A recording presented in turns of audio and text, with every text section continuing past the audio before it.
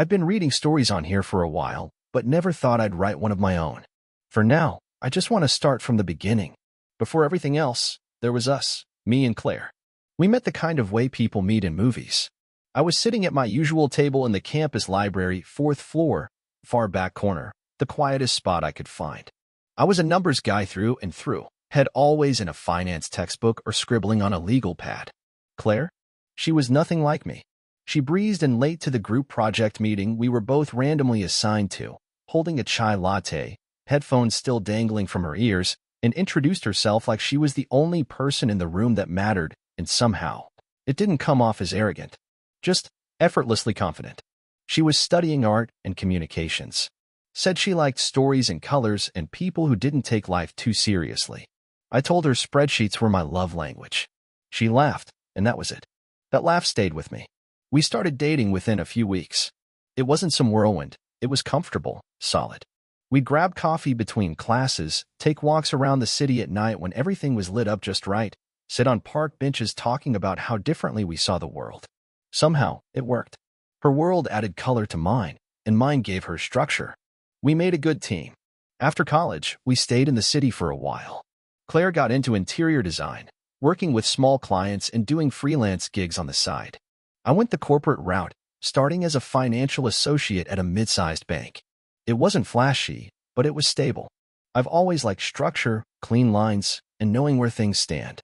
Claire liked the flexibility of her work, the way she could reinvent a room from the ground up. It was funny. My job was to protect people's money. Hers was to spend it beautifully. We got married 3 years later in a vineyard upstate. I still remember how she looked walking down the aisle. Not just the dress, though yeah, she was stunning, but the way she smiled. Like she already knew this was going to be a good life. We danced under strings of lights and stars, and I remember thinking, this is it. This is everything. After the wedding, we bought a house in the suburbs, not too far from the city, but quiet enough for what we wanted. It's the kind of house with white shutters, a wraparound porch, and a little garden out back. Claire picked it, of course. Said it had character. I just loved seeing her happy walking from room to room imagining where everything would go. The kids came along not long after. 3 of them, each their own little whirlwind. I won't lie, parenthood changed everything, but in a good way.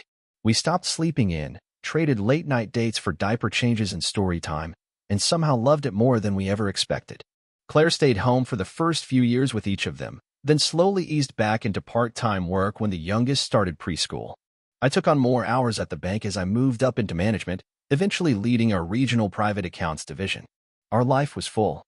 Not perfect, no fairy tale, but full of good, ordinary days.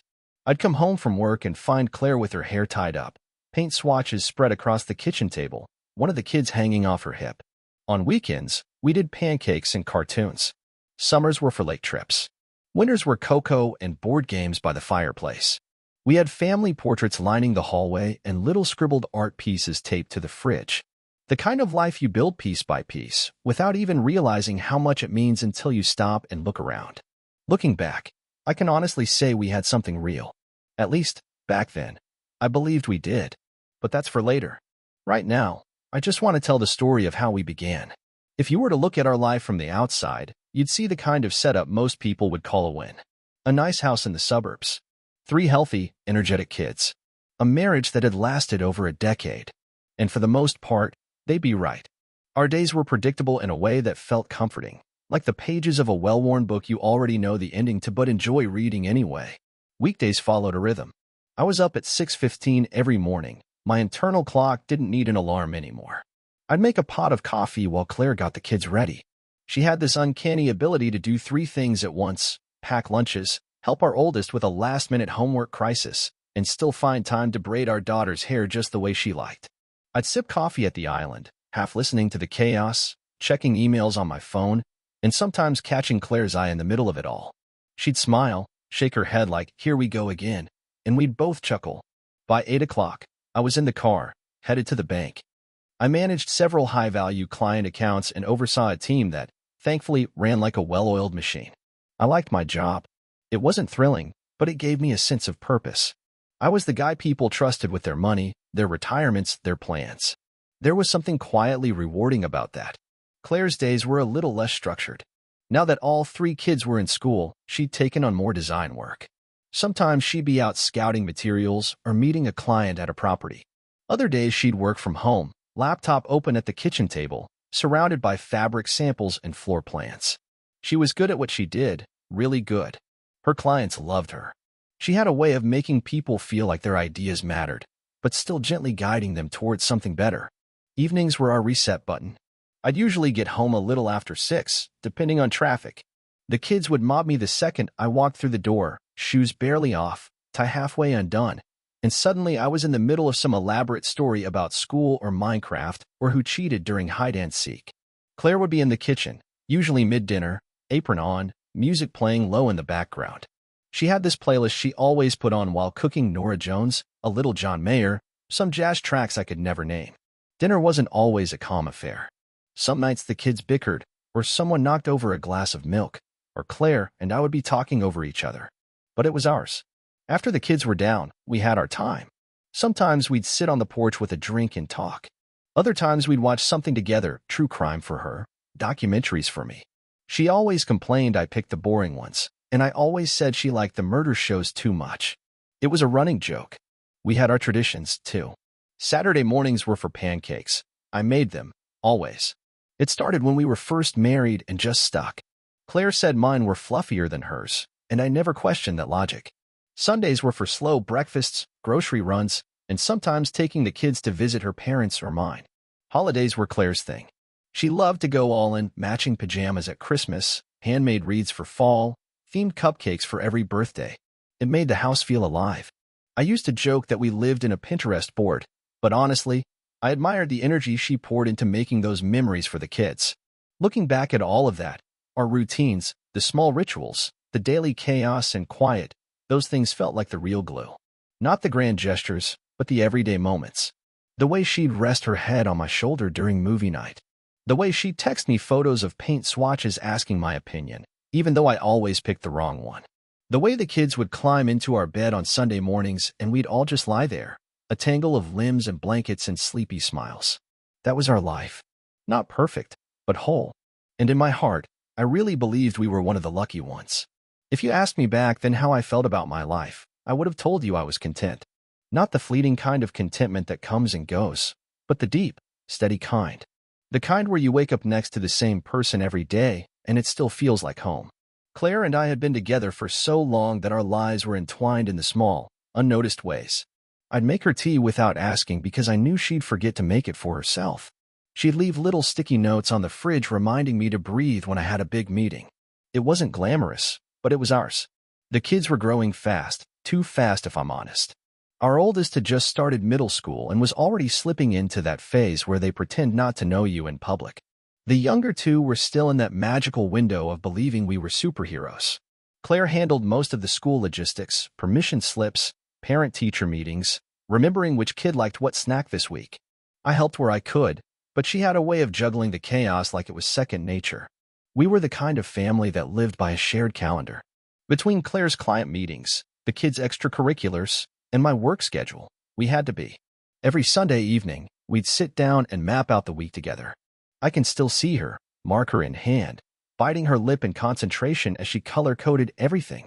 She said it helped her keep track. I said it looked like a rainbow exploded on our fridge. It became a ritual, something oddly comforting. Vacations were modest but meaningful. We weren't flying to Europe or anything, just beach trips, national parks, a rented cabin in the woods. The kind of getaways where you unplug and slow down. Claire always took a million photos, half of them candid, catching us mid-laugh, or the kids mid-splash. She'd make photo books every year and label them with little captions in her looping handwriting. They lined our living room shelf like chapters in a story. We weren't a couple that needed big gestures. Our anniversary dinners were usually takeout and a bottle of wine on the back porch. Valentine's Day meant handwritten notes, not jewelry. Claire used to say real romance was about showing up, not showing off. I agreed. She'd curl up next to me at night with cold feet and no warning, and I'd grumble while secretly loving every second of it. That's the kind of intimacy we had, the quiet, familiar kind.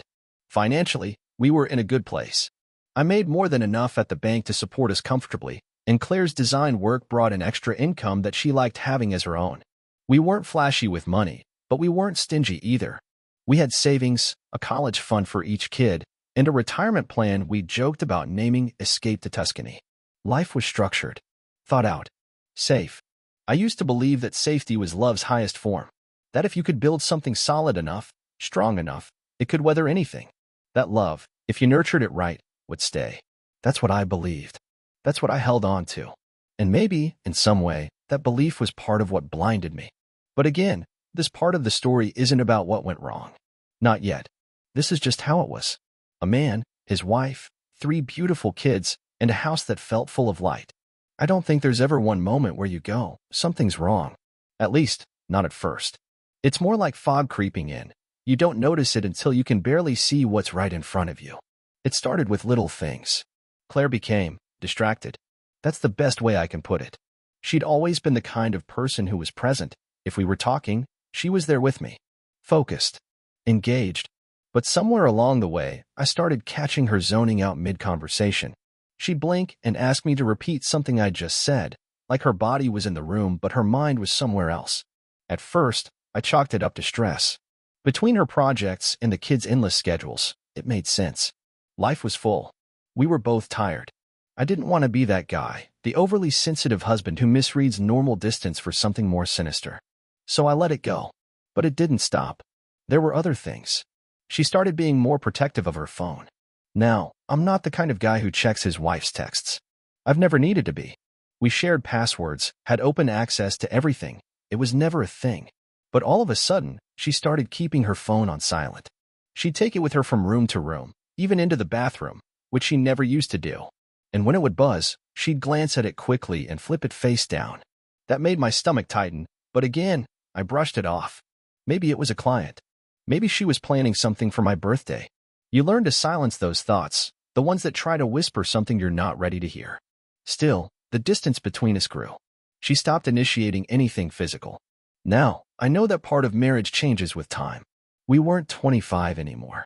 But intimacy had always been part of our bond, not just sex, but touches, casual affection. Hand on my chest as we fell asleep. Kiss on the cheek while I made coffee. That kind of stuff. And suddenly, it was gone. One night I brought it up, gently. I asked her if everything was okay, if she was overwhelmed. She gave me a tired smile and said, "No, I'm fine. Just tired. You know how it is." And yeah, I did know how it is. But I also knew her. And something in her voice felt hollow. Around that same time, she started going out more. Usually it was framed around work, client meetings that ran late, pop-up design events, things like that. Again, nothing outrageous. Nothing a trusting husband would question. But it was just enough to nudge at me. I remember one night specifically. She said she had a client consultation across town and would be out until after dinner. I offered to pick her up, thinking we could grab dessert on the way home, maybe reconnect a bit. She hesitated, just a second too long, then said, "It's probably better if I drive myself. I'm not sure how long it'll go." That pause sat with me the whole night. When she got home, hours later, she smelled like expensive perfume, the kind she didn't usually wear. She said it was her client's office scent, that the woman she was meeting hugged her goodbye and must have transferred it. I nodded, smiled, and kissed her temple. But I couldn't shake the feeling that I was hugging a stranger. It wasn't proof. It wasn't anything I could point to and say, "There. That's it." But I knew something was shifting. Something real. And for the first time in our marriage, I felt a crack in the foundation. I started watching more closely after that. Not because I wanted to catch her in anything, but because a voice I couldn't ignore anymore had started whispering, "What if she's not being honest with you?" I used to think trust was something you could rebuild if it ever cracked. Like a house, you just find the leak, patch it up, and carry on. But what no one tells you is that sometimes the leak isn't where you think it is. And by the time you notice the damage, the rot's already worked its way into the foundation. That's where I was, with Claire, with our life. Suspicion had started to take root in a place where certainty used to live. It's a strange thing, noticing how someone pulls away from you, not in grand gestures, but in the small ways you used to count on. Claire still said she loved me, still kissed me on the cheek when I left for work, still asked how my day was. But there was a flatness to it, like someone playing the role of a wife instead of actually being one. Her schedule got murky. She was always busy, but never quite able to explain what she was doing. I'd ask casually, "How was your day?" and get answers like, "Oh, just running around," or, "Client stuff." Vague. Rehearsed. Nothing to grab hold of. One afternoon I came home early. I had a mild headache, and the office was quiet, so I decided to take the rest of the day. Thought I'd surprise her. Maybe we could sit outside, have coffee together like we used to before the kids got home. When I walked through the door, the house was empty. I checked the calendar on the fridge, no appointments listed. Her car wasn't in the driveway, so I texted her. Hey, just got home early. Everything okay? She didn't reply for almost 2 hours. When she did, it was, sorry, was out picking up supplies. Just got back. Want me to bring dinner? That night at the table, I watched her closely. She was talking, laughing with the kids, but there was something in her smile I couldn't place. It looked effortful, like someone trying to mimic a photograph of themselves. Another night, I noticed she'd started locking her phone. She'd never done that before. Not that we had any rule against it, but it was just one of those things we didn't need. I only noticed because she left it charging in the kitchen, and when it buzzed, the screen didn't light up with previews like it used to. Just the prompt for a passcode. Later that night, I asked her about it. Tried to keep it light. Hey, did your phone update or something? I saw it's locked now. She barely looked up. Yeah, I think the kids were messing with it last week. I put a passcode on so they don't accidentally reset anything. I nodded. Didn't push. But the explanation didn't sit right. Our youngest was 9. He wasn't hacking into iPhones. And Claire usually welcomed the kids playing with her phone. In fact, she used to laugh when they filled it with selfies. Around this time, she started wearing new clothes. Not a full makeover, just subtle things. Tops I hadn't seen before. A different shade of lipstick. A new scent. I noticed. Of course I noticed. I complimented her once, told her she looked beautiful, and she just smiled like I'd said something obvious. I asked her if she was doing something different, new routine, new gym class, maybe a client with connections to a fashion line. She brushed it off, said she just felt like trying new things. Said it was a reset year. Then she turned the conversation to my work, to the kids. It was like she wanted to disappear inside the familiar, so I'd stop poking at what was new. But here's the thing. I wasn't looking for betrayal. I wasn't trying to catch her in anything. I was looking for reassurance. I was hoping she'd say, "You're overthinking this. I love you. Everything's fine." But she never said that. And so I did what any sane man would do when the walls of his home start to feel unfamiliar. I started keeping it all to myself. Every red flag, every weird moment, every gut feeling. I wrote it down in a notebook I kept in my nightstand. I wasn't even sure why. Maybe to convince myself I wasn't losing it. The problem with gut feelings is you can't prove them. But they don't go away either. They just get louder. They say when you live with someone long enough, you learn their rhythms. Not just their routines, but their moods, their silences, the way their voice changes depending on whether they're tired, distracted, happy, or lying. I used to think Claire and I were in sync. I could walk into her room and know exactly what kind of day she'd had just by the way she was standing. I don't know when that changed.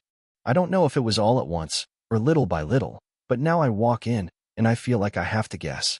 I feel like I'm reading a version of her that's been redacted, words missing, meaning blurred. And that gap between us is starting to feel permanent. She talks less now. About the real things, I mean. She's still cheerful enough. She'll tell me what the kids did at school, what groceries we're low on, which client wants to repaint their guest bathroom for the 3rd time this year. But it's surface level. It's like we're living together, but not living with each other. Like two people performing marriage in front of an audience that no longer exists. The emotional intimacy we once had, that quiet ease, the private language of shared glances and inside jokes, it's gone. Or maybe worse, it's fading so slowly I almost convince myself it's still there until I reach for it and come up empty. I've started noticing how often Claire is texting lately. She's always been social, but now it's constant.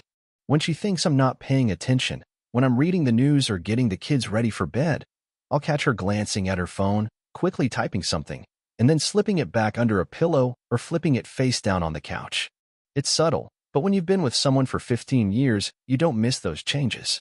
Once, I came downstairs to grab water late at night, and I saw the faint glow of her phone light through the crack in the bathroom door. I didn't say anything, just stood there in the hallway, hand tightening around the glass, heart doing that slow, heavy thud in my chest. She didn't hear me. Or maybe she did and didn't care. And yet, I keep trying to give her the benefit of the doubt. Maybe she's just dealing with something privately. Maybe it's work stress. Maybe she feels burned out and doesn't know how to say it. I've asked her more than once now if she's okay, if there's anything she wants to talk about. Every time, she gives me the same response. I'm fine. Just tired. It's nothing.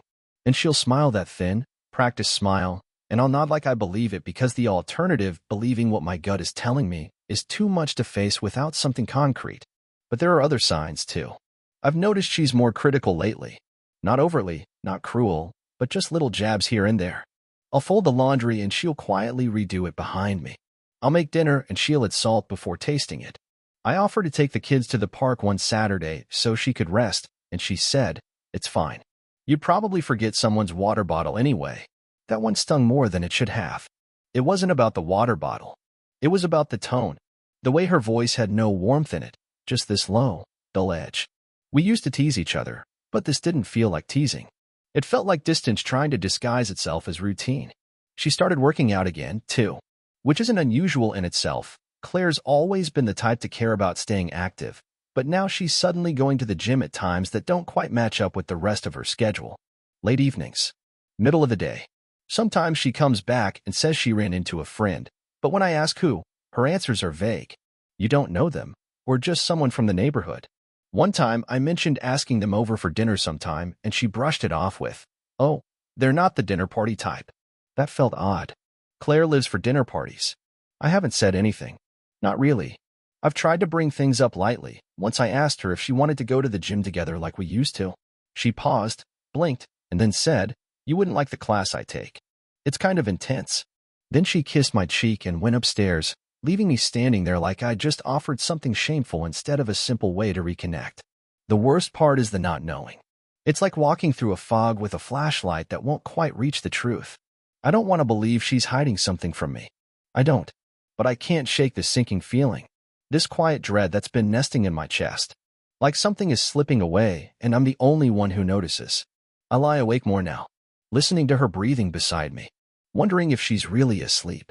Wondering where she goes when her phone lights up in the middle of the night and she turns away from me to answer it. And I ask myself the same question over and over. What if I'm wrong? What if I'm right? There are questions you never imagine yourself asking. Not because you think they're impossible, but because to even speak them feels like a betrayal of everything you've built. Asking them makes them real. And once they're out there, you can't take them back. For weeks now, I felt like a man living inside a ghost version of his life. Everything looks the same as same house, same wife, same kids, same pictures on the wall, but it all feels slightly off, like a painting that's been rehung just a few inches to the left.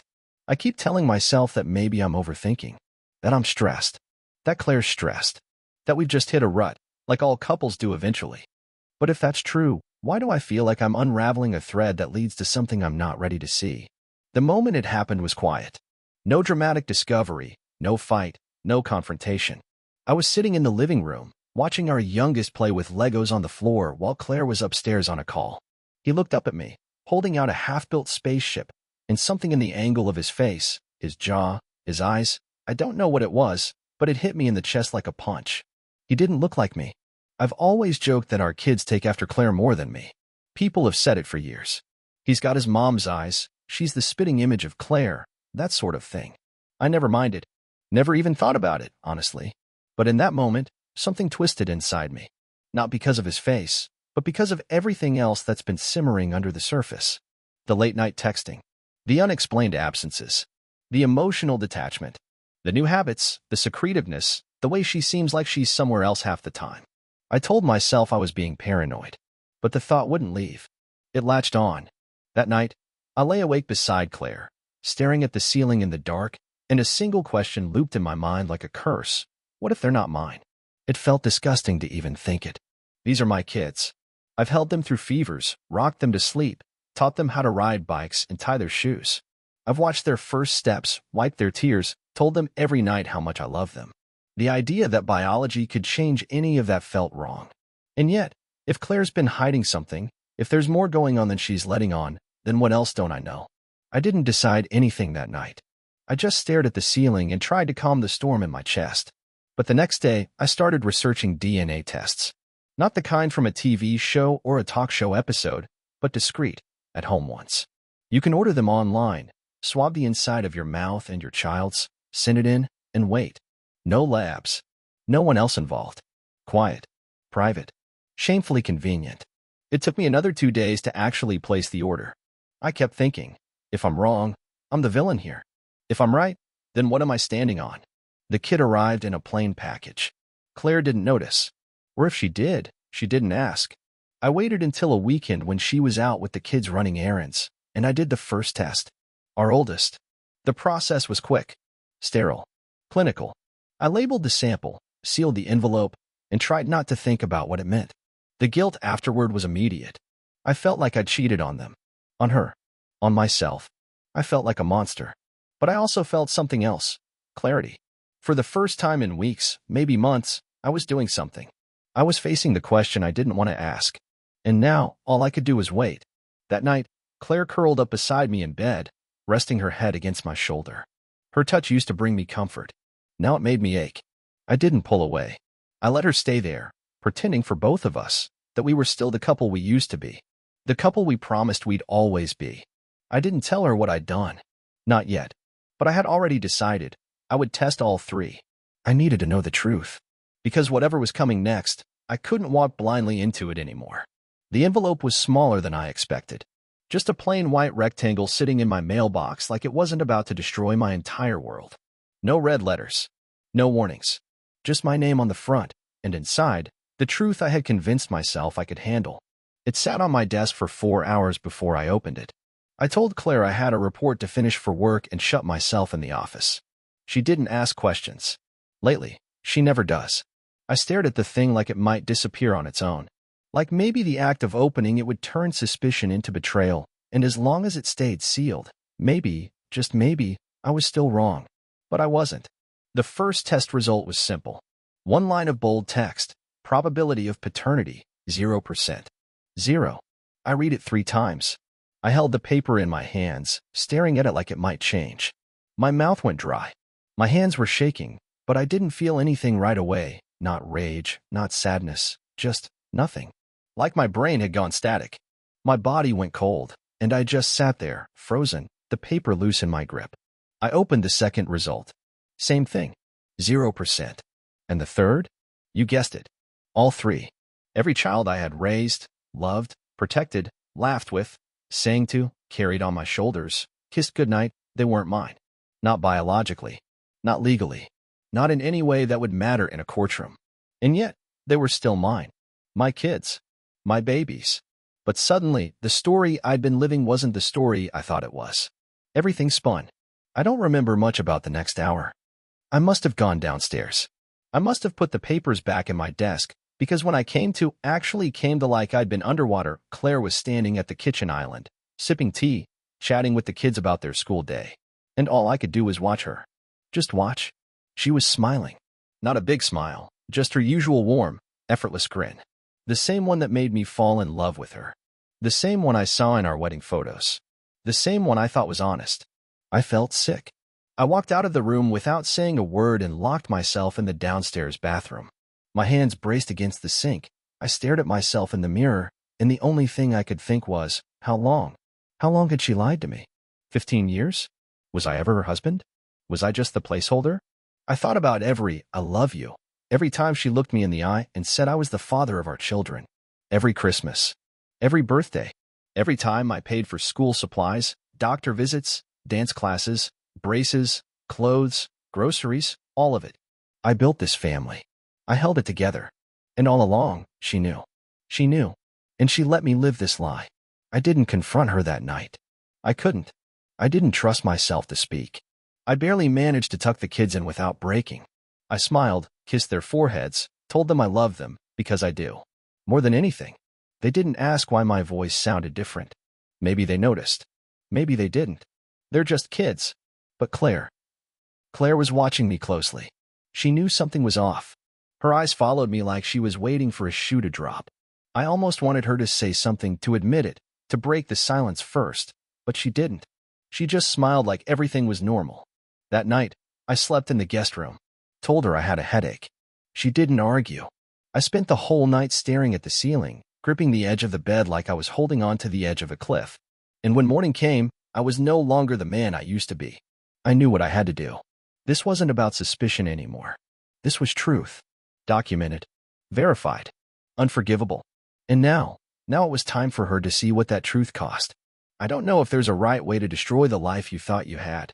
I don't know if there's a clean way to tear down 15 years of lies.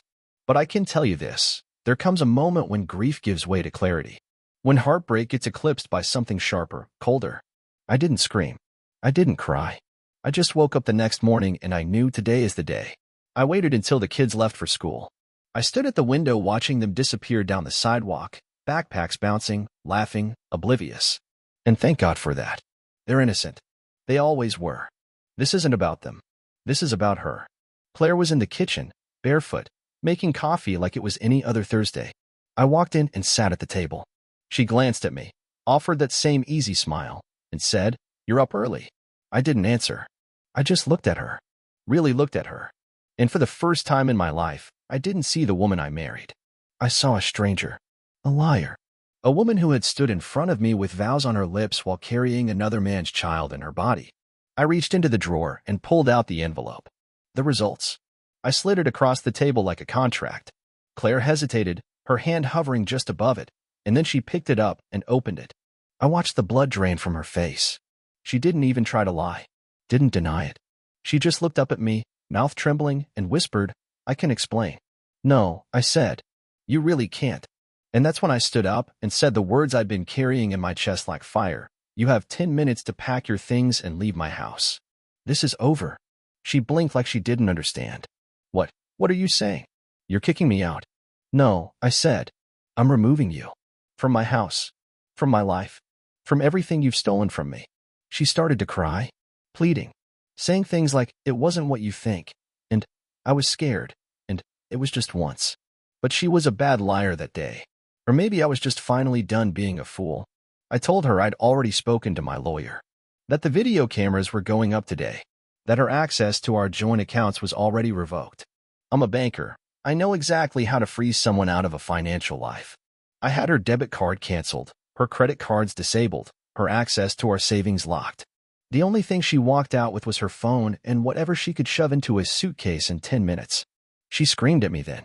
Not sobbed, screamed. Said I was cruel. That I was overreacting.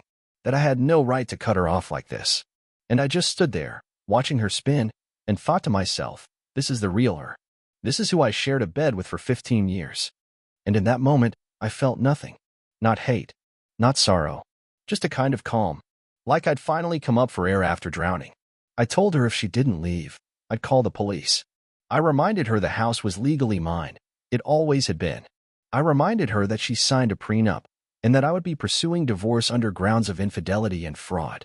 Her face crumpled when I said that word, fraud. Because that's what it was. Not just an affair. Not just a betrayal. She had built an entire life on my love, my money, my name, and used it to raise another man's children. For 15 years. She left with a suitcase and nothing else. No hug from the kids. No family photo albums. No second chances. After the door closed, I locked it behind her. And then I walked straight to my laptop and changed every password I'd ever shared. Bank accounts. Email. Cloud storage. Anything she might still have access to. I sent the test results to my attorney. I called the bank and transferred the remaining balances from our shared accounts into one I had opened privately the week before. I filed the official divorce petition that same afternoon. And then, I sat down in my living room, and for the first time in weeks, I let myself feel something. I wept. Not for her. Not for what we had. But for the version of my life that died with that envelope. For the man I used to be, the man who believed in his wife, who tucked his kids in at night thinking they were his, who worked 60-hour weeks to give his family everything they needed. I buried that man today. And now, I begin again. The strange thing about starting over is how quiet it is. There's no music swelling, no applause when you get through a day without falling apart. You just wake up one morning and realize the weight in your chest isn't as heavy as it was yesterday. You make a cup of coffee and it doesn't taste like regret. You get in your car, drive to work, talk to people, pay bills, breathe, and it all feels possible. Not easy, not healed, but possible. It's been 3 months since Claire left. Or more accurately, since I kicked her out of the life she never really belonged in. The divorce is in motion. My lawyer says with the prenup and the DNA evidence, it's as clean as it can be. She won't see a sin of what she thought she'd walk away with. As far as the courts are concerned, she defrauded me. That word, Again, it doesn't just sting, it defines everything. What she did wasn't just betrayal. It was identity theft. She stole a version of me that was supposed to exist. And now I'm left rebuilding that man from the ground up. The kids, that's complicated. They still live with her for now. The courts are sorting that piece out, and I don't know where it'll land. I've made it clear I want to stay in their lives, even though I'm not their biological father. I'm still the man who raised them. Still the one who kissed scraped knees and taught them how to swim. They're innocent. They didn't ask for any of this. But everything is under review now. The lawyers are careful. So I see them on weekends, under supervision, and I make sure every second counts. I don't tell them what their mother did. I won't do that to them. Someday, maybe, if they ask. But not now. And me? I moved out of the house. Couldn't breathe there anymore. Every wall whispered things I didn't want to hear. I put it on the market, sold it fast, and found a smaller place on the edge of town. It's nothing fancy, but it's mine. I bought a new bed, new dishes. I threw out every piece of furniture Claire had picked. I'm not trying to erase everything. We did build a life, but I need to feel like I'm no longer living in her shadow. Then, something happened I wasn't expecting. I met someone. Her name is Julia. I met her through work, sort of. She's a consultant we brought in for a project I'm heading. It started small: emails, meetings, coffees. Just friendly. But then I noticed that I was smiling more on the day she came in. I started looking forward to conversations that had nothing to do with numbers or logistics. I caught myself laughing. Laughing. Like I used to, before everything broke. We went out for dinner last week. Nothing formal. Just two people who'd been through hard things trying to enjoy a meal. She's been divorced too. Different story, different wounds, but there was a quiet understanding between us. She didn't ask me to explain the whole thing. She just listened, looked me in the eye, told me I didn't look like a man who'd lost everything. I looked like someone who survived it. It's early. I'm not rushing into anything, but being around her feels light, honest, like breathing clean air for the first time after a long time underground. I don't know where it's going, and that's okay. I'm not building castles yet. I'm just learning how to live again. I still have bad days.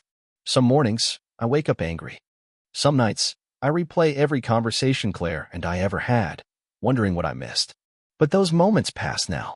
They don't own me the way they used to. I'm not numb anymore. I'm just healing. And for the first time in what feels like forever, I believe I can have a future again. Not the one I thought I'd have. Not the one I built with lies. But maybe a better one. A quieter one. A real one. It's strange how grief doesn't always announce itself with sirens and sobbing.